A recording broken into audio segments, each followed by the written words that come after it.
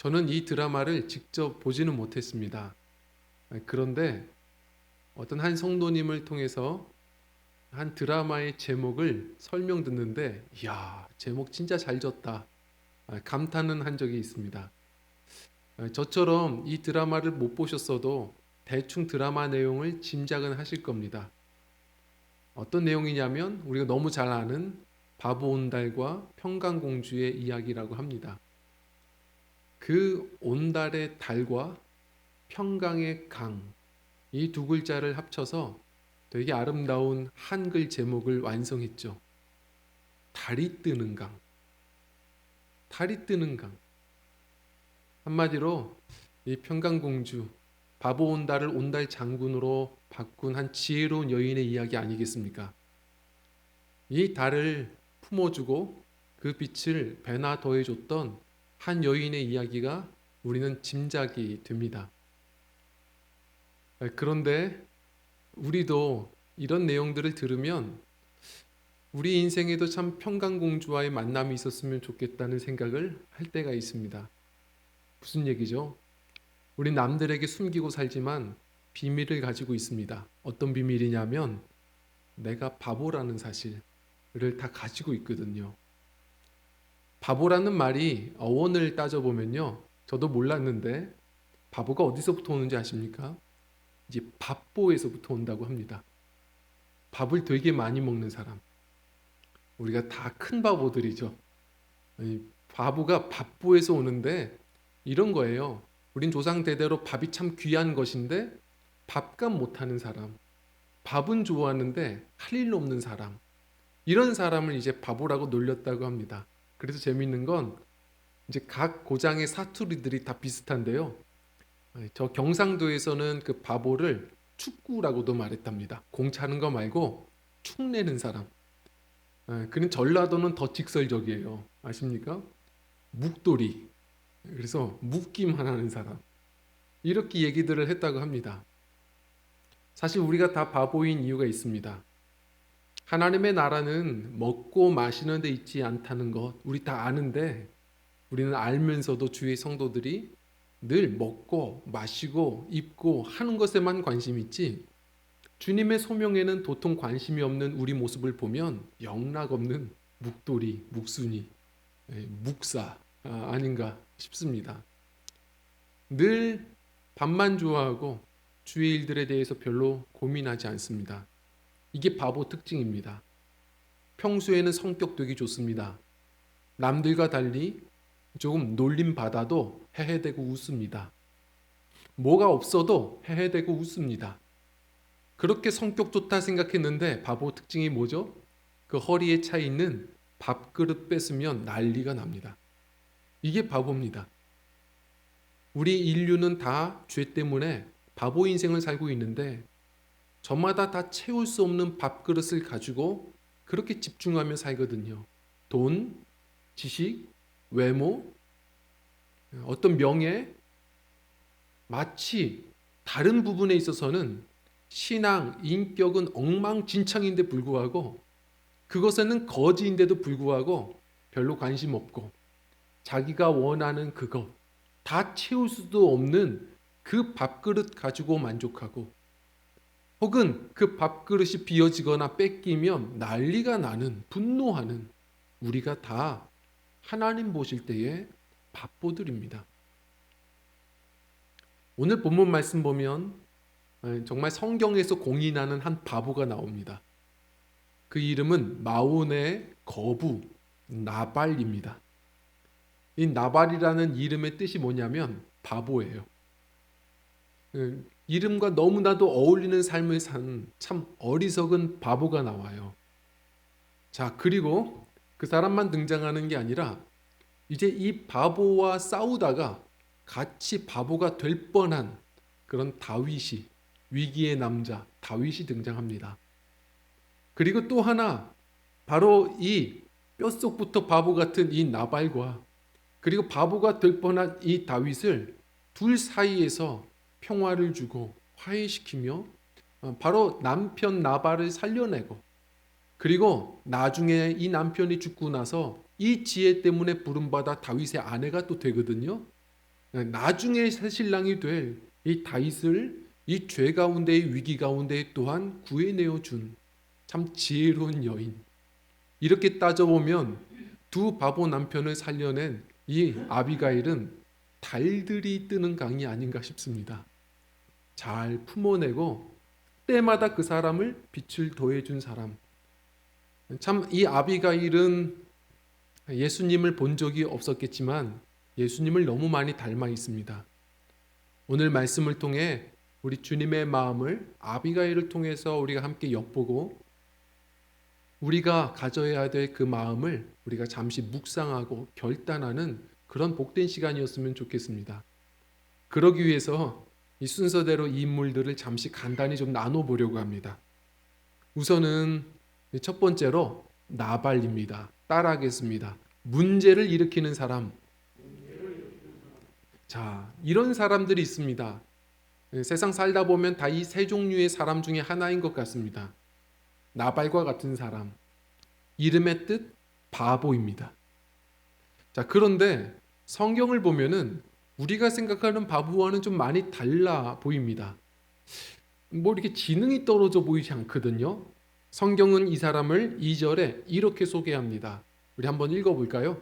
시작. 마온에 한 사람이 있는데 그의 생업이 갈멜에 있고 심이 부하여 양이 3,000마리요 염소가 1,000마리이므로 그가 갈멜에서 그의 양털을 깎고 있었으니. 아멘. 마온에 한 부자가 있습니다. 그가 심히 부자였다라고 성경이 말합니다. 우리는 이 말씀을 보면 부자구나 이렇게 생각하죠.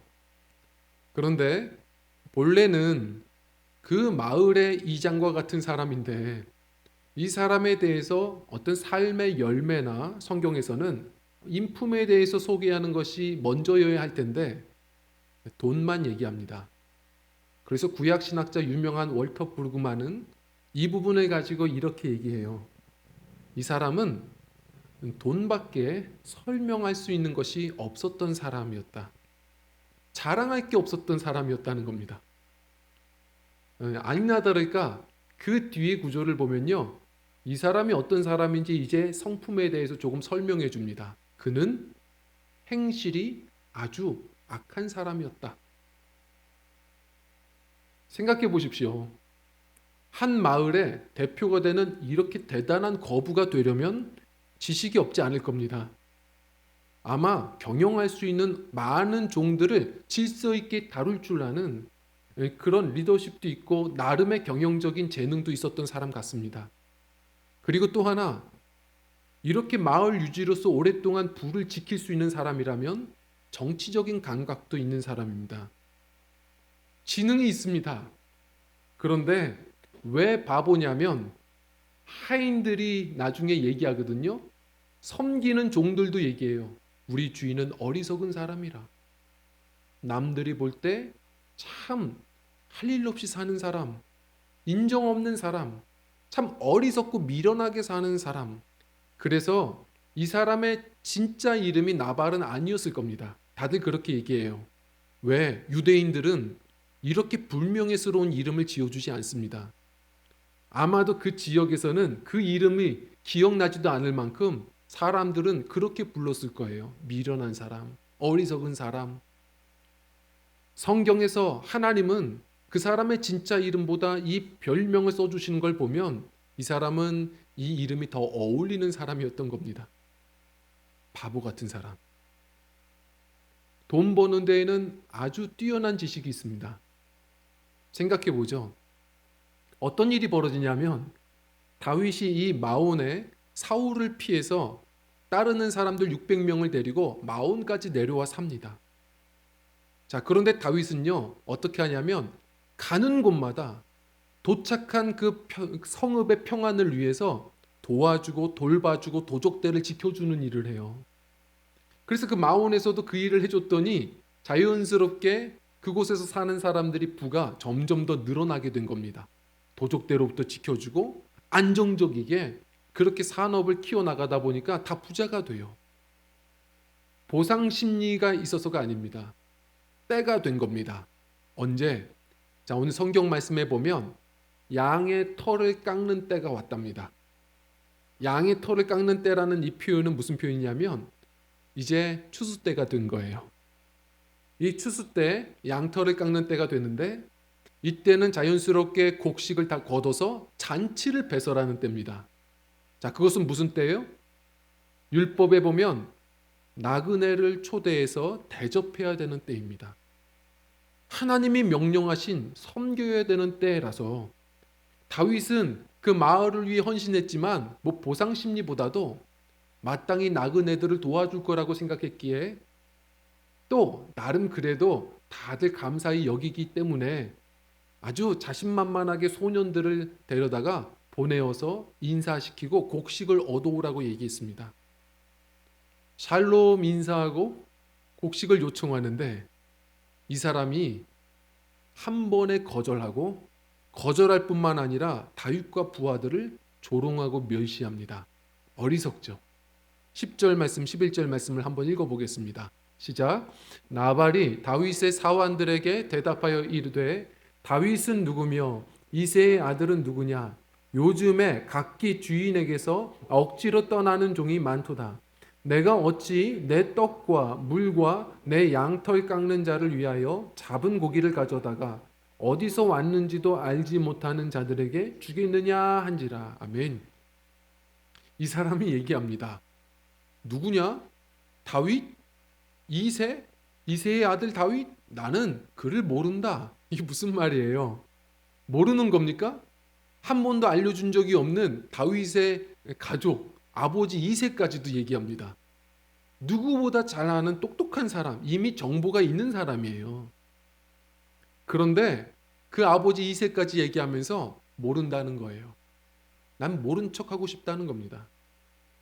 아는 척하고 싶지 않답니다. 얼마나 매몰찹니까?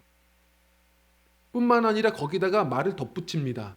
어리석습니다. 뭐라고 했냐면 요즘에 주인 떠나는 억지로 떠나는 종들이 많더라.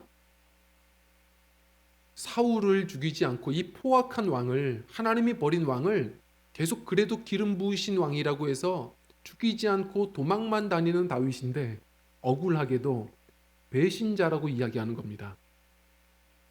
다윗이 얼마나 마음이 상할까요?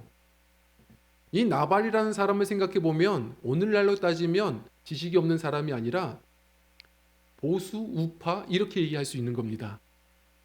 왜 그러냐면 이 마온이라는 지역이 사울 왕이 전쟁에서 승리하고 기념비를 세운 땅입니다.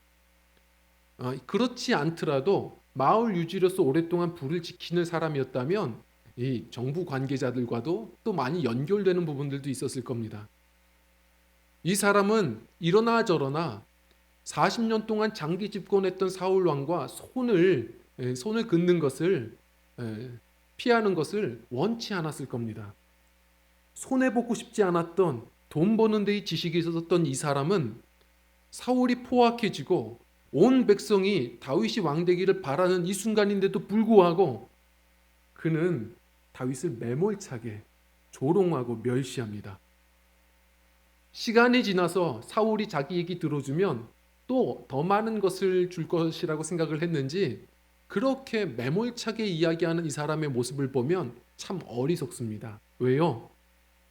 육신의 눈은 밝았지만 기름 부은 왕을, 이 다윗을 멸시하는 그는 지금 자신의 아내보다 온 백성들보다 참 미련하게 사는 믿음의 눈이 없는 사람입니다. 그리고 더 나아가서 종들도 그 다윗을 좋아하는데 다 자기들 산업들을 지켜준 거 다 인정하는데 그런 사람을, 그리고 배고픈 사람을, 손 내미는 사람을 거절할 뿐만 아니라 조롱하는 그의 모습을 보면 참 갈수록 인생이 외로워질 것 같은 사람, 오히려 갈수록 시간이 지날수록 적을 만드는 사람, 이 사람은 인격적으로도 참 어리석은 사람입니다. 이 어리석은 사람의 이 이야기를 들었던 다윗, 이제 등장합니다. 그 소식을 듣고 나서 다윗은 분노합니다.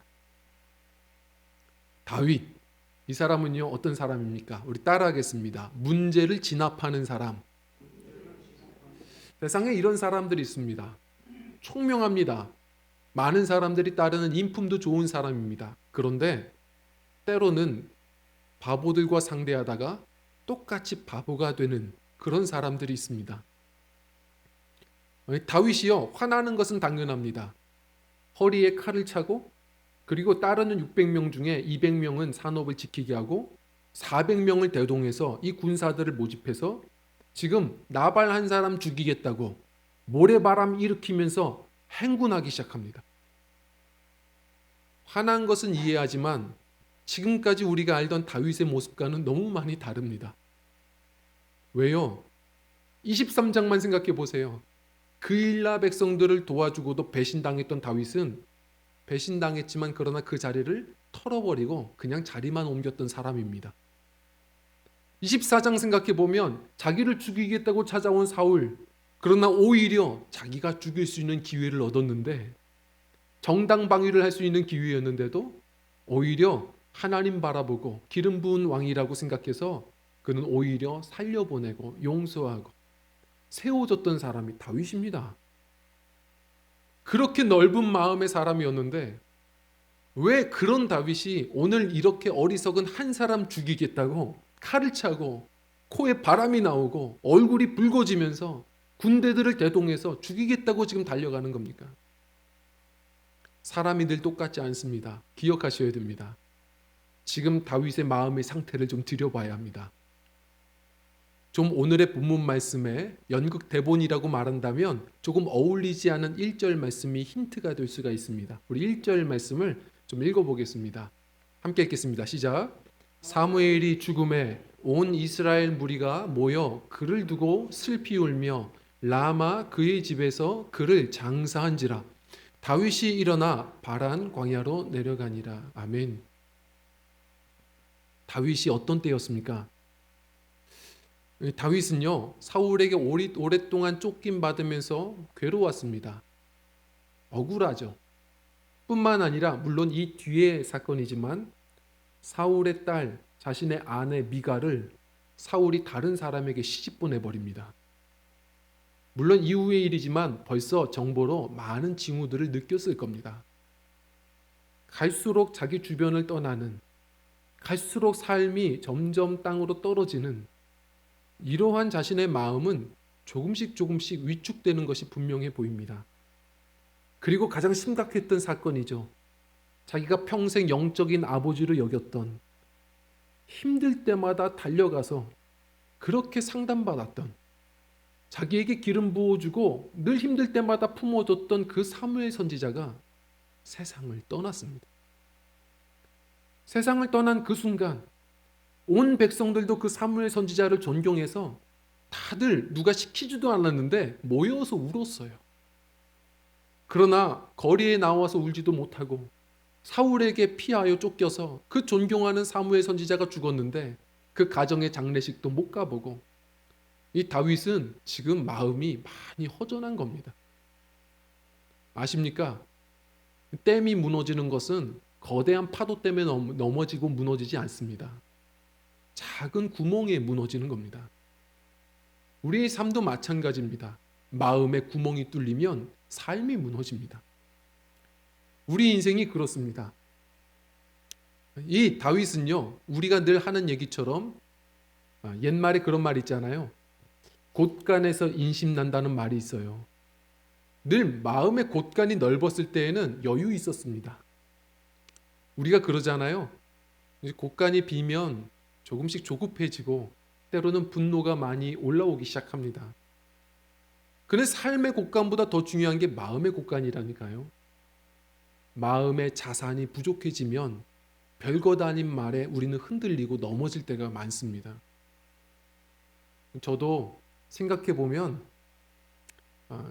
개척을 막 우리가 함께 시작을 했을 때 그때 이제 한 지인 목사님들 모임에 한번 나가는데 한 목사님이 그러시는 거예요. 차라리 조용히 얘기하시지. 아유, 개척한 목사가 무슨 돈이 있냐고. 밥값 내지 말라고. 제가요, 남자더라고요. 이 안에 그 한마디에 존심이 막 올라오는 겁니다. 이 화가 나서 물론 얼굴로 화를 낼 수는 없죠. 그래서 그날 바로 가가지고 밥값을 제가 다 계산을 했어요. 그리고 나서 나중에 그 청구서 보고 반성하고 회개하고 그랬습니다. 다시는 그러지 말자. 삼창을 했어요. 사람이 분내면 하나님의 의를 이루지 못한다는 말씀이 있습니다. 우리는 기억해야 합니다. 이 말이 더 쉬울 것 같은데 매튜 헨리 목사님이 얘기하신 게 있어요. 분노가 앞문으로 들어오면 이성이 뒷문으로 나간다라고 말씀하셨어요. 그렇게 똑똑하던 사람이, 그렇게 여유롭던 사람이요, 마음의 자산을 잃어버리면 어느 순간 곡간이 비면 조급해지고 분노하기 시작합니다. 이성을 상실해요. 마구잡이로 살아갑니다. 저는 성도님들께 권면드립니다. 성도님들 무엇 때문에 여유를 잃으십니까? 만약에 여유를 잃고 별것 아닌 것에 분노하는 내 가족, 주변의 지인들을 보고 계신다면 우리 주위의 사람들은 생각하셔야 합니다. 단지 상황만 보지 말고 이해가 안 될 거예요. 저 사람 갑자기 왜 저래? 상황만 보지 말고 그 사람의 감정을 한번 들여다볼 수 있는 주님의 사람들이었으면 좋겠습니다. 이 사람이 무언가 마음의 자산이 많이 부족하구나. 요즘 많이 힘겨웠던 일이 있었겠구나. 감정을 들여다보고 위로할 수 있는 그런 사람이 되어줄 수 있어야 합니다. 그리고 만약에 우리 성도님들이 이전과 다른 내 모습을 보고 계신다면 빨리 생각하셔야 합니다. 우리는 하나님의 자녀입니다. 나중에 이 아비가일이 다윗에게 얘기해 주는 것처럼 하나님의 자녀들이 왜 마음의 자산을 잃어버립니까? 우리는 돈이 없어서가 아닙니다. 지금 은혜가 마른 겁니다. 기억하십시오. 돈을 얼마나 자산을 얻어야 우리 마음의 곳간이 채워지겠습니까? 만족 없습니다. 지식이요? 얼마나 채운다고 만족하실 것 같습니까? 아니요. 채울 수도 없고요. 만족할 수도 없습니다. 기억하십시오. 많은 분들이 키가 나는 150이야. 나는 160이야. 180이야. 난 2m가 넘어. 서로들이 키 가지고선 서로 승부하는데 그것은 다 도토리 키재기입니다. 하나님이 보실 때 그래요. 키는 거기서 거기지 마음은 아십니까? 하나님이 사람의 마음을 하나님 사이즈로 지으신 겁니다. 무슨 얘기냐? 얼마든지 마음은 거인이 될 수가 있습니다. 그런데 반대로 얘기하자면 하나님 사이즈이기 때문에 무엇으로 채워도 만족할 수 없습니다. 언제 만족하죠? 하나님 사이즈이기 때문에 하나님으로만 만족할 수 있는 겁니다. 주님의 은혜가 우리 안에 차오를 때 비로소 시편 23편 다윗이 가장 힘겨울 때 썼던 시편 아닙니까? 여호와가 나의 목자시니 내가 부족함이 없습니다. 내 잔이 넘치나이다. 우리 주님 바라보고 다시 기도의 자리를 회복하셨으면 좋겠습니다. 다시 찬양의 자리가 회복되었으면 좋겠습니다. 주님의 은혜 안에서 우리의 마음의 곳간을 다시 놀랍게 채우시는 주님의 은혜 속에 여유를 찾고 다른 사람들을 오히려 살펴줄 수 있는 그런 믿음이었으면 좋겠습니다. 오늘 본문 말씀 이제 그런 사람이 등장합니다. 우리 세 번째 바로 이 사람 아비가일입니다. 우리 한번 따라하겠습니다. 문제를 풀어주는 사람. 자, 이 세 번째 사람이 필요합니다. 이 여인은 하인들에게 이 상황을 듣고요. 다윗의 군대가 온다는 소식을 듣고 곧바로 남편과 대화가 지금 안 됩니다.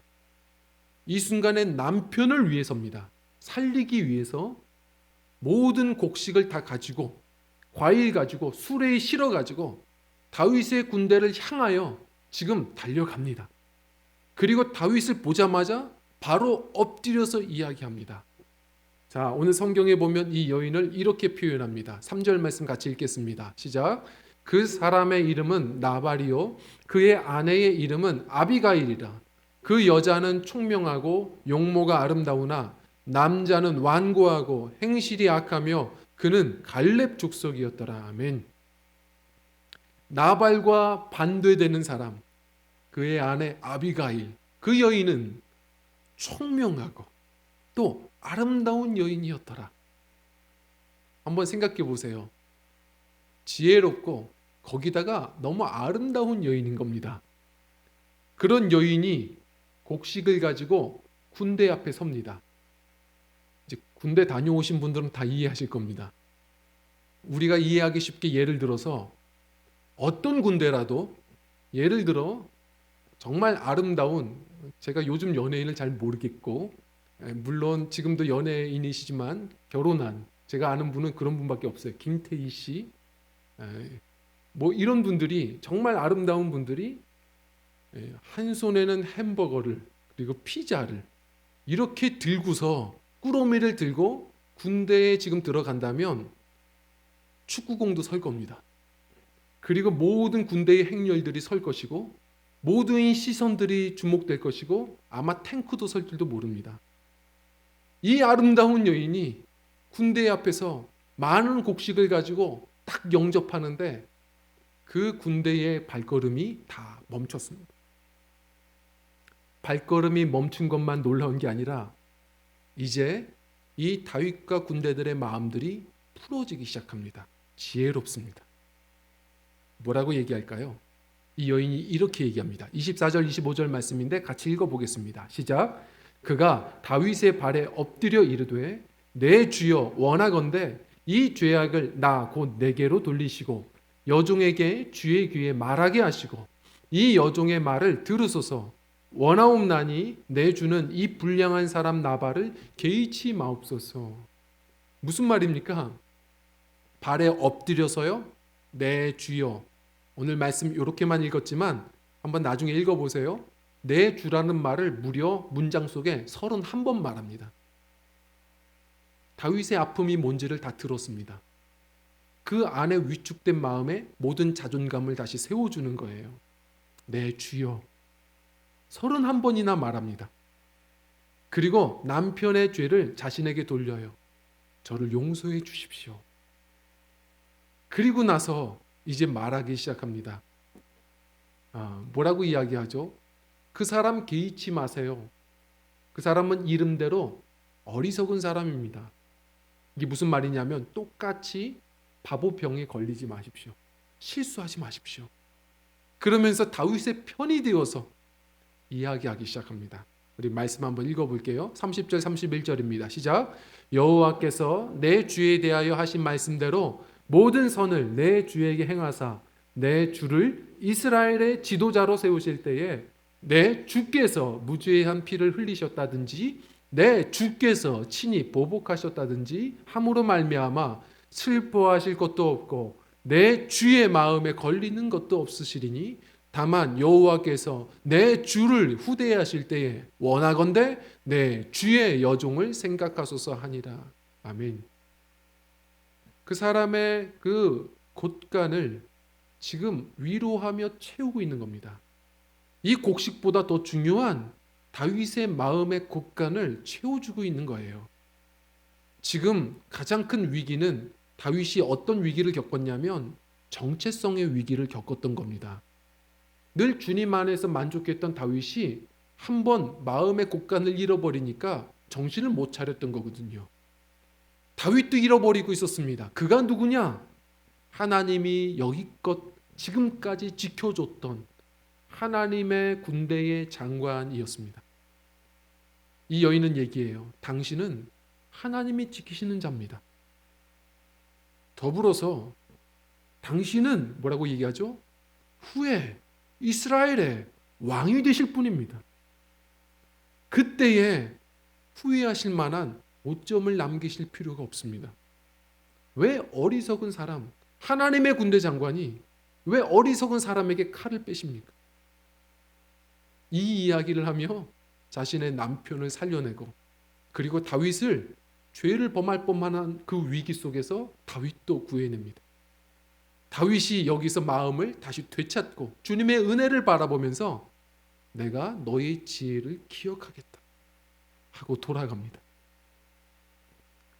얼마 전에 한 프로그램에 이 위기 협상 전문가 국내 1호의 한 분이 자신의 직업에 대해서 설명해 주는 내용을 본 적이 있습니다. 이분이 얘기합니다. 워낙 이 위기 협상 전문가는 미국에서부터 이 범죄인들, 인질범들 앞에 먼저 경찰들보다 대면하는데 사용되었던 그런 직업이었다고 말합니다. 왜냐하면 총기를 겨누는 인질범들이 사실 가만히 내버려 두면 진짜 쏘는 법은 별로 없답니다. 언제 사고가 터지냐면 경찰들이 진압하려고 할 때. 그래서 협상가들은 경찰관과 굉장히 많이 다르답니다. 뭐가 다르냐면 경찰관은 그냥 그 사건을 진압하는 데 애를 쓰는 사람들이라면 협상가는 그 범죄자의 편에 서서 그 사람과 소통하는 데 애쓰는 사람이라고 합니다. 그래서 경찰관들은 단지 이 상황을 지금 보고 진압하려 한다면 이 협상가들은 남들이 봐주지 않는 그 범인의 감정을 보고 대화를 하는 사람이라고 말을 해요. 그래서 이분이 얘기합니다.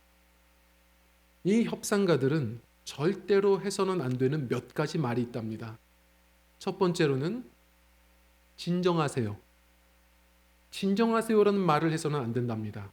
왜냐하면 그 일촉즉발의 상황에서 진정하세요라는 말은 지금 주변 사람들만 걱정하는 것이지 이 사람이 왜 화가 났는지에 대해서는 관심 없는, 사건만 해결하려고 드는 것으로 생각이 되어서 오히려 기름을 붓는 말이 될 때가 있답니다.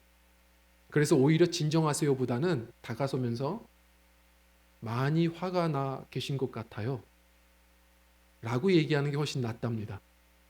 많이 배웠어요. 또 하나, 이해합니다라는 말을 해서는 안 된답니다. 언제 봤다고 이해를 합니까? 그래서 오히려 영혼 없는 이 말에 더 화를 내는 경우가 많답니다. 다가서서 오히려 선생님의 이야기를 한번 들어보고 싶습니다 라고 이야기를 한답니다. 그러면 신기한 것은 다가오지 마, 쏜다 하는 사람들이 와보라고, 얘기해보자고 오히려 초청을 한대요. 기억이 남는 사건이 있는데 한국에서 자신이 일촉즉발의 상황에서 투입이 되는데 13층 아파트에서 뛰어내리려고 하는 한 주부였답니다. 자살 시도를 하려고 하는 분이어서 답이 안 나와서 경찰과 오랫동안 대치하다가 이분이 투입된 거예요. 그냥 다가서서 얘기했답니다. 한 게 없어요. 그냥 뭔가 많이 화가 나 계신 것 같아요. 저랑 좀 대화하세요. 들어보고 싶어요. 그랬더니 오히려 이분이 대화를 이제 걸어주고 초청하고 얘기를 하기 시작했답니다. 위험한 순간 그 장면에서 계속 대화가 진행이 되는데 한 2시간 됐나요? 대화를 듣는데요. 이분이 공감이 되어서 같이 막 울었대요.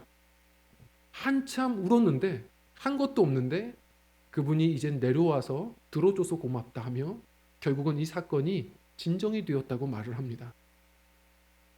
저는 이런 이야기를 들으면 많은 도전이 됩니다.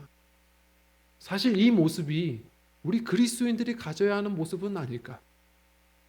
오늘날 그리스도인들의 모습을 보면 어리석지 않으려고 노력하지만 동시에 어리석어 보이는 사람들을 상당히 진압하려 드는, 정죄하고 쉽게 판단하고 단정하고 함부로 말하여 오히려 사건을 일으키는 우리의 많은 미숙한 모습들을 보게 될 때가 있습니다. 이것은 주님께서 하시는 말씀과 너무나도 다른, 사랑하라고 말씀하시는 주님과는 너무나도 많이 다른 우리의 모습들이 아니겠습니까? 외식하는 바리새인의 모습은 아닙니까? 제가 언젠가 그 개그맨 이창훈 씨를 보면서 깜짝 놀란 적이 있거든요. 그 맹구 아시죠? 뭐 하늘에서 눈이 내려와요, 뭐 이렇게 얘기하고 사람들을 많이 웃겨줬던 이창훈 씨. 이 사람이 늘 하던 모습대로 보일 때는 한마디만 해도 참 그렇게 웃었고 보기만 해도 웃겼어요. 그런데 언젠가 왜 놀랬냐면 카메라에 비춰지는데 머리를 단정하게 하고 수트를 입고 코에 그 까만 그 먼지를 지우고 이빨에 김을 떼고 나온 겁니다. 전혀 다른 사람입니다. 나중에 그래서 찾아보니까 본래가 멋있는 연극 배우, 정극 배우였더라고요. 모든 사람이 그렇지는 않을까? 성경에서 보면 다 하나님의 형상으로 지어진 거거든요. 잠시 아직 하나님을 알지 못해서 혹은 뭔가의 분노에 사로잡혀서 때로는 흠이 있고 오점이 있고 먼지가 묻고 이빨에 김이 붙어 있는 것인데 우리가 좀 기다려주고 그 대화를 그 감정을 한번 풀어주고 위로해 주다 보면 어느 순간 내가 먼지가 떼지고 김이 떼어진 것처럼 혹은 내가 나를 못 볼 뿐이지 나 역시도 그 모습 아니겠습니까? 그런 것처럼 우리가 서로가 교회라면 함께 기다려주고 그리고 지혜가 되시는 주님의 말씀을 소개해주고 그리고 기도해주고 그 사람의 감정을 한번 들여다봐주고 그리고 위로해주면 어느 순간 주님의 은혜 속에서 먼지도 떨어지고 김도 떼어지고 멋있는 하나님의 형상으로 서지 않겠습니까? 그런데 오늘날 우리의 모습을 보면 어리석지 않으려고 노력하다가 오히려 다른 사람들을 피해주는 우리의 모습이 하나님 보실 때 더 어리석은 모습을 가질 때도 참 많은 것 같습니다. 성도님들, 우리가 이 오늘의 말씀을 통하여서 함께 좀 결단했으면 좋겠습니다. 하나님이 오늘 이 시대에 필요한 주의 백성들은 바로 아비가일과 같은 사람들일 것입니다.